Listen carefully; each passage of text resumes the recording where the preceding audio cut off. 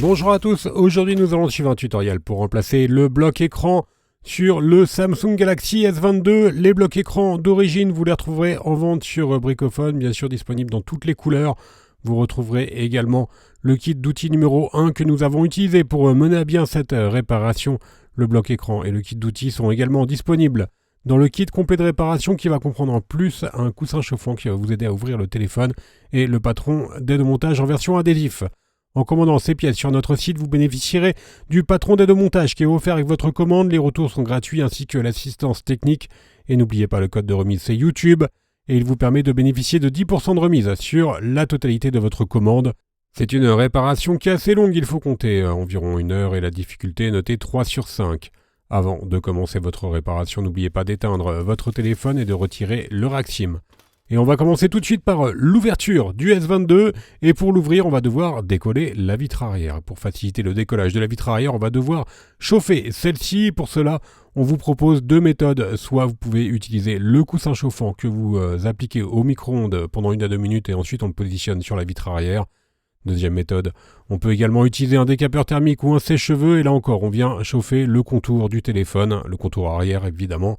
Une fois que vous avez correctement chauffé la vitre arrière, on positionne la ventouse sur le bas de celle-ci et on vient créer un point d'insertion en utilisant le médiator en métal percé que l'on insère entre la vitre arrière et le châssis. Dès que vous avez créé un point d'insertion avec le médiator en métal percé, on le remplace par les médiators en plastique. On utilise ensuite ces médiators en plastique pour décoller complètement notre vitre arrière en les faisant glisser sur tout le contour de celle-ci. Alors la vitre arrière sur le S22, elle n'est pas trop collée, donc vous n'aurez pas trop de difficultés normalement à retirer celle-ci. Dès que vous avez la possibilité, bien sûr, vous pouvez faire levier délicatement pour la décoller plus facilement. Voilà, on a fini la partie décollage. Il n'y a pas de nappes qui sont reliées sur la vitre arrière à la carte mère, donc on peut retirer celle-ci complètement. Nous allons mettre la vitre arrière de côté et on va devoir maintenant déconnecter la nappe de recharge par induction et la batterie. Et pour cela, on va commencer par retirer les 5 vis qui maintiennent la plaquette métallique du module de recharge par induction. Ce sont des vis cruciformes. Dès que nous avons retiré les vis cruciformes, nous allons pouvoir décoller la partie basse de la nappe de recharge par induction. Elle est légèrement collée sur le module haut-parleur notamment. Donc on a chauffé le bas de la nappe et ensuite on vient la décoller en utilisant le levier en nylon.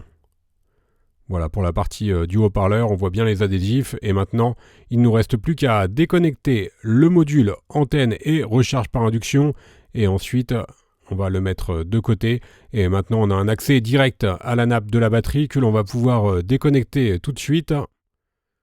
Voilà la nappe de la batterie qui est en forme de L. Elle est bien déconnectée, nous allons pouvoir poursuivre et passer à la 3e étape. On va rester sur la partie basse du téléphone et nous allons retirer le haut-parleur externe et les nappes d'interconnexion. On commence par retirer les 7 vis qui maintiennent le module du haut-parleur externe. Donc c'est le haut-parleur principal, bien sûr vous avez 2 haut-parleurs sur le S22, on y viendra tout à l'heure. Une fois qu'on a bien retiré les vis, on va pouvoir déclipser le haut-parleur externe à l'aide de la pincette et sous le haut-parleur, on aperçoit évidemment le connecteur de charge et on va s'intéresser aux nappes d'interconnexion qui sont notamment connectées sur le connecteur de charge et sur la carte mère. Donc vous avez 3 nappes en tout à déconnecter. La nappe de l'écran qui est à gauche et ensuite 2 nappes d'interconnexion qui relient le connecteur de charge à la carte mère. Voilà pour les 2 nappes d'interconnexion et maintenant la rallonge de l'écran qui est complètement à gauche. Alors si on a enlevé toutes ces nappes, c'est évidemment pour décoller la batterie. Il faut savoir que la batterie elle est collée sur le châssis. Au préalable, on va retirer la dernière nappe qui passe par-dessus la batterie, donc c'est la nappe des boutons latéraux. Et maintenant, on va devoir chauffer la batterie pour faciliter son décollage. Donc on va tout simplement remettre le téléphone face avant et on va chauffer la partie de la batterie, donc au niveau de l'écran évidemment. Et ça va avoir pour but de ramollir un petit peu les adhésifs qui sont juste en dessous de la batterie. Et ensuite, nous allons devoir faire levier pour décoller notre batterie. Alors vous avez deux solutions, soit vous pouvez utiliser le Mediator en métal, ou alors nous on vous conseille plutôt d'utiliser un iSesamo. Si jamais vous voyez que vous n'y arrivez pas avec le Mediator en métal, utilisez l'outil Sesamo, il est en option sur la fiche produit. Et dès que vous avez un espace suffisamment important, on vient insérer la carte en PVC que l'on va faire glisser sous la batterie. Pour ce téléphone-là, on vous déconseille l'usage de dissolvant ou de liquide et remover pour décoller la batterie, tout simplement car vous avez l'écran qui est juste en dessous, il n'est pas protégé, donc vous risquez d'endommager l'écran et également le lecteur d'empreintes digitales. Voilà, on fait levier, on retire la batterie. Attention, jamais d'outils tranchant ou perçant pour retirer la batterie. On va pouvoir maintenant retirer notre connecteur de charge qui est maintenu par 3 vis cruciformes. Elles font toutes la même taille. Et sur le connecteur de charge, comme d'habitude, on retrouve également le micro qui est utilisé en communication. Voilà notre connecteur de charge. On va pouvoir maintenant passer sur la partie haute du téléphone et on va retirer la carte mère et les caméras. On retire les 5 vis qui maintiennent le cache supérieur de la carte mère. Alors ce cache, il fait également office d'antenne. Et bien sûr, il protège une partie de la carte mère. On a retiré les vis. On vient maintenant déclipser le cache. On le met de côté et on va pouvoir déconnecter la caméra avant de libérer complètement notre carte mère qui va venir donc avec le module triple caméra arrière. Voilà pour le module triple caméra arrière qui vient, disons que directement avec la carte mère. Alors, on a encore quelques éléments à retirer du châssis, et notamment la caméra avant, évidemment, que l'on peut extraire très facilement. Alors, c'est pas encore tout à fait terminé, on a encore quelques éléments à retirer sur le châssis, et notamment la nappe des boutons latéraux, et les boutons latéraux également. On va commencer par retirer la languette de maintien, donc qui protège la partie métallique de la nappe des boutons latéraux. Voilà, on retire directement la nappe qui va venir avec ces boutons et la partie métallique de la nappe.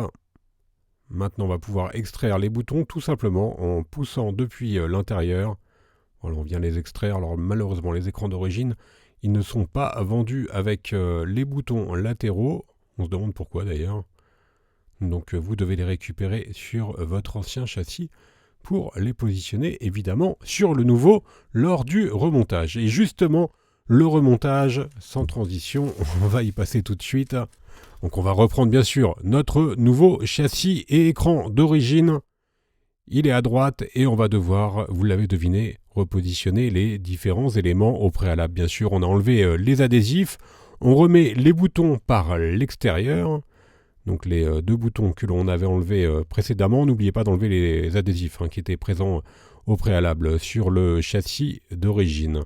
On remet maintenant la nappe avec son support métallique et la protection en plastique qui vient se remettre par-dessus et on vient encastrer ces deux éléments directement dans le châssis. On vérifie que les boutons fonctionnent, donc vous devez sentir le petit clic quand vous appuyez dessus tout simplement. On remet maintenant notre carte mère et la caméra avant. On vient reconnecter la caméra avant sur la carte mère. On reprend ensuite le cache supérieur que l'on vient refixer avec les vis cruciformes. Il y en a 5 en tout. Donc sur la partie haute du téléphone, si vous avez un doute sur l'emplacement de celle-ci, elles sont indiquées évidemment sur la vidéo. On repasse sur la partie basse du téléphone, on remet notre connecteur de charge qui est maintenu par 3 vis cruciformes. Voilà pour la dernière. On va pouvoir maintenant replacer notre batterie. Alors la batterie, je vous conseille d'utiliser des adhésifs double face que vous retrouverez sur notre site. Ils sont inclus dans le kit complet de réparation. On les a coupés à la bonne taille, c'est des adhésifs universels. On fait dépasser légèrement la partie noire, on l'a fait même dépasser complètement la partie noire, on a enlevé la partie bleue de l'adhésif, la partie rouge est toujours apparente, et on vient recoller la partie noire sur la face avant de la batterie. Ensuite, on va enlever la partie rouge, donc là la batterie est prête à être collée. Comme ça, si jamais à l'avenir, vous voulez changer votre batterie, vous n'aurez plus qu'à tirer sur les languettes apparentes, donc la partie noire, pour décoller la batterie. Alors en parlant de connexion, on va devoir reconnecter nos deux nappes d'interconnexion et la nappe de rallonge de l'écran. On reconnecte également à gauche la nappe des boutons latéraux. On vient remettre notre module haut-parleur que l'on va évidemment refixer à l'aide des vis cruciformes, des 7 vis cruciformes. Elles font toutes la même taille, donc vous pouvez les intervertir sans aucun problème. Nous allons pouvoir maintenant reconnecter la batterie. Donc sur la partie gauche, vous avez vu la nappe de la batterie, elle passe au-dessus de la nappe des boutons latéraux. La batterie est bien reconnectée. On reprend notre plaquette de recharge par induction qui fait également office d'antenne NFC. On vient la refixer à l'aide des 5 vis cruciformes.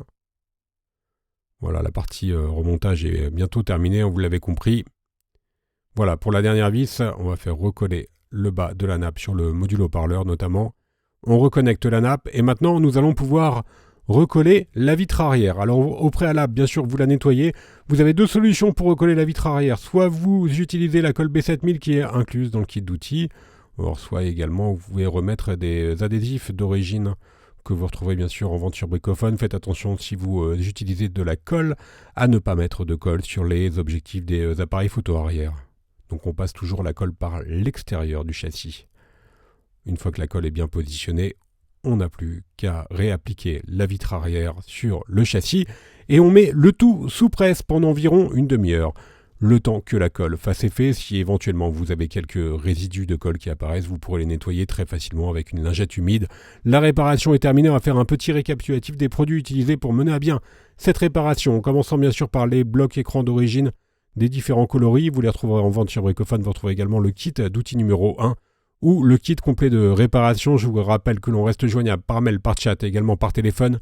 N'oubliez pas, le code de remise, c'est YouTube. Il a rentré directement dans la page panier tout en bas et il vous permet de bénéficier de 10% de remise sur votre commande. Merci à tous d'avoir suivi ce tutoriel. Quant à moi, je vous laisse avec un lien direct vers les pièces détachées. Merci et à bientôt pour de nouvelles réparations.